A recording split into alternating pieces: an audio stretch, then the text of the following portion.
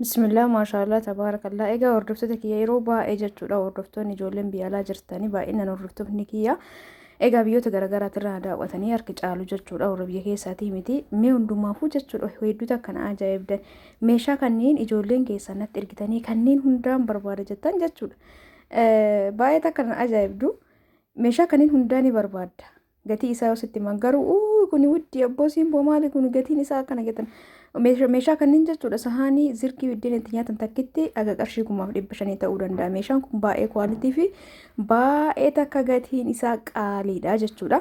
Sahaanii takkitti 1300 aga 1500 jechuun isinuu tilmaamuu dandeettanii jechuudha. Inni biraan mootu mana kana keessa meeshaan akkanaa kun bakka maratti hin argamu. Ani online irraa buusee bakka maratti hin argamu garuu ni jira. Gatiin isaa baay'ee takka qaalii bakka inni itti gurguramus bakka muraasa jechuudha. Fooqii yookaan gamoo gubbatti malee bakka hundatti hin argamu meeshaan amma viidiyoo irra laaltanii sun hundi jechuudha. Hundumaafuu isin na gaafattan natti ergitanii naa gaafadhu jettan anamma shadaqee gatii yoo gaafadha isinitti mi'uu jettan jechuudha. Tanaan dura waan na mudateefi mee haga xumuraatti na waliin tura. Salaamtallee hin daganne. Assalaamu alaikum warahmatullahi wabarakaatu. Jarra jirtu hordoftoota kiyya jaalatamuu fi kabajamoo akkam jirtan fayyaa keessanii alaamanni keessan sa'aa namni keessan akkami dalagaa fi asiin jaana bira akka dansaadha. Alhamdulillah galata rabbi isin birallee akka nagaa taatan akka fayyaa guutuu taatan abdiin isinirraa qaba. Abdii qaba jechuudha. Hawwii qaba jechuudha. Hawwii kiyya yeroo maraati hordoftoonni kiyya hamtuun isin argini bakka jirtanitti fayyaanaa ta'a. Itti aansu burcuqqoo shaayii tana nama hedduutu na ajajee jira na harka hin geenne. Burcuqqoon tun baay'ee kwaalitii fi baay'ee bareedduudha. Gatiin isillee guddiidha. Burcuqqoon tun waan qarshii 800 ta'uu dandeetti. Tunniin immoo darzanis qarshii 4200 galtee jirti yeroo ammaa jechuudha. Tana taate diizaayinii garaagaraatiin dhufti. Ijoollee meeshaa amma irra deebi'ee isinitti agarsiisaa jiru kan na gaafattan qoyaan kan isiniin jedhu meeshaa kanneen barbaadaniituma moo isinumatti bareedeefi moo isin fayyadamoo akkami? As keessaa waan muraasa biffee fi keessaa bitattan malee meeshaa kana gizee mara baastanii itti waan fayyadamtanii miti. Kun hundi gatii isaa immoo yoo isinitti himan meeshaa 2-3 bittee 100 fixuu dandeetti jechuudha.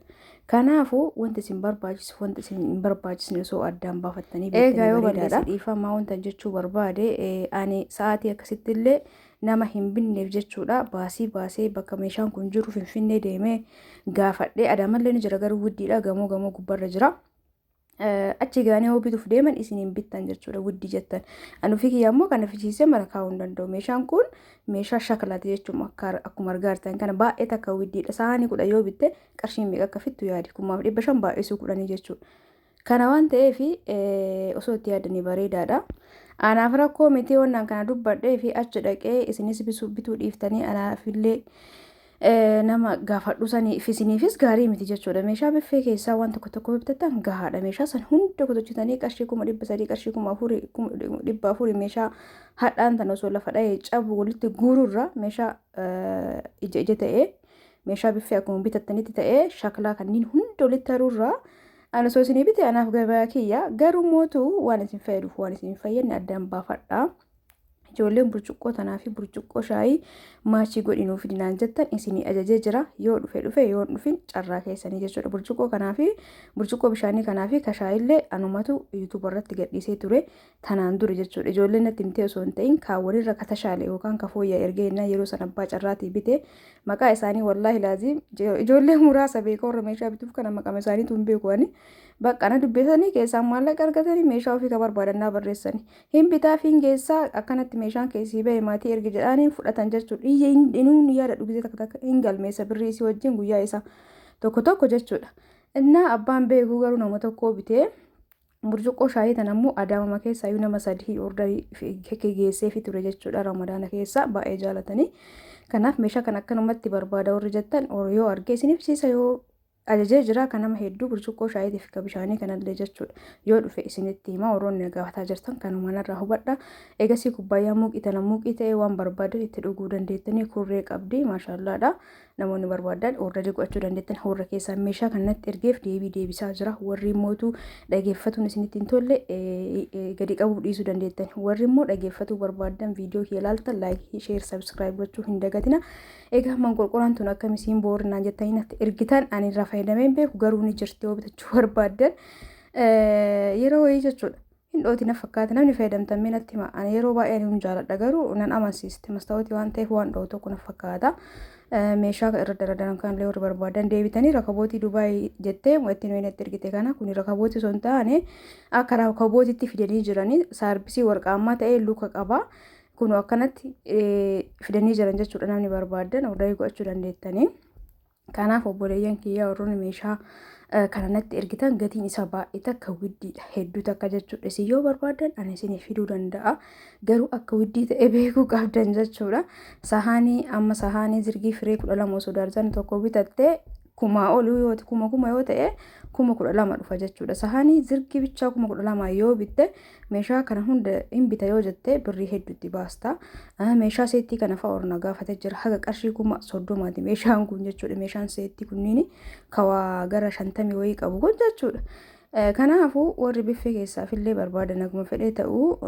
gatii isinitti mawwaarrifattanii fana gana dubbataa jira yoo mola kibirri kiyyaanaa biti naaf fichisi jettan isinii fichisiisa akkasitti hubadhaa garummoo gizee waa bitattan kana uf duuballee ilaaluun barbaachisaadha boru yoo galtan maallaqa kana seef gochuu qabdanii qusachuu qabdanii waan cabaratti birrii haganaa baasuun gara kiyyaan hin beeku garuu dhiifama jechuudha mirga keessanii isin jalaa hin tuquu barbaadan isinii fichisa jechuu barbaadeeti akkasumallee mootu sinii bunaa warri diizaayinii garaagaraatiin jettan siniin bunaa amma diizaayiniin kun yeroo wayii seenee ture gatiin isaa qaaliidha namni hedduun ni gaafata garuu hin bitatu akkanatti illee dhufee ture bakka fakkeenyaaf meeshaa sukkaaraatii fi sinii wal bira keettee nama tokko itti kennuu dandeetta kun waan qinxootiiti jechuudha yoo feetan siniif ciisa kanneen illee yoo dhumatee jiraate yoo jiraat siniif ciisa namoonni barbaadan meeshaan kwaalitiin guutee jira biyya keenya keessa garuu gatiin isaa baay'ee takka widdiidha bakka maratti illee argamu sababbiin inni bakka maratti hin argamneef namni biyya keenya anumaan dabalatee meeshaa akkanatti qaalii kana hin bitu jechuudha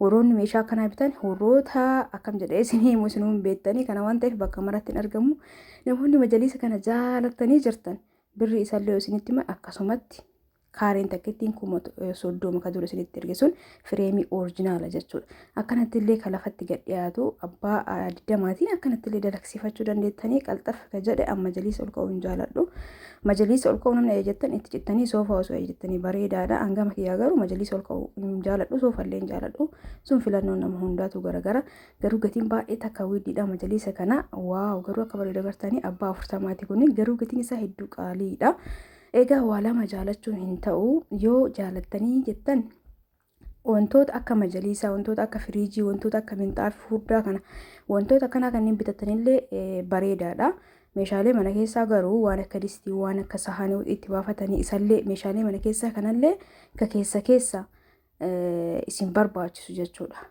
maktafaan kun aga qarshii 10,000 jira guddaan jechuudha mana nyaataatiif ka ta'u garuu yeroo baay'ee maktafa laastikii kana saayinsiidhaan gaarii miti jedhama jechuudha kanaaf kan muka fayyadama yeroo baay'ee kan muka fayyadama laastikiin kun hedduun gorfamu garuu manni nyaataa akkamitti akka eeyyamameef hin beeku ani isatti fayyadamanii sahaaniin zirgii kunniin 1,800 irraa kaasee haga 2,500 jira saanii warri isinii amma saanii adii tana fakkeenyaaf tokkoffaa lammaffaa sadaffaa qabdi haga 2,500 daarzanni jechuudha ani yeroo baay'ee ka 2,500 fuudha ka 2,300 jira ka 2,000 jira ka 1,800 jira jechuudha san eentu akkamitti beektan ol fuutanii olaaltan haphii furdaan garagara amma fakkeenyaaf kun akkanumatti ta'ee hunduu tokkoffaaf lammaffaa qaba jechuudha warri isin galle jiraate gatiin saniif garagarummaa qaba egaa namoonni meeshaalee mana keessaa barbaadan karaa waasaappiitiin heloo jettanii ajajachuu dandeettanii firaasha majaliisa meeshaa farniicharallee meeshaa mukallee barbaadan